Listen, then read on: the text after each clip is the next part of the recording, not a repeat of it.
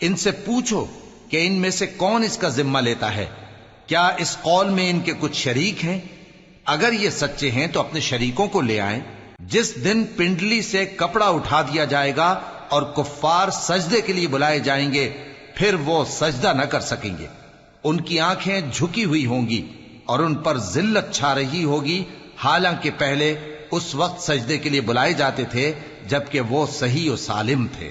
سو مجھ کو اس کلام کے جھٹلانے والوں سے سمجھ لینے دو۔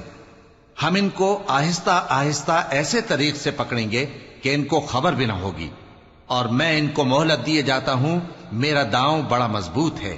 اے نبی، کیا تم ان سے کچھ معاوضہ مانگتے ہو کہ ان پر تاوان کا بوجھ پڑ رہا ہے، یا ان کے پاس غیب کی خبر ہے کہ اسے لکھتے جاتے ہیں؟ سو اپنے پروردگار کے فیصلے کا انتظار کیے رہو، اور مچھلی کا لقمہ ہونے والے یونس کی طرح نہ ہونا کہ انہوں نے اپنے رب کو پکارا جبکہ وہ دل ہی دل میں گھٹ رہے تھے۔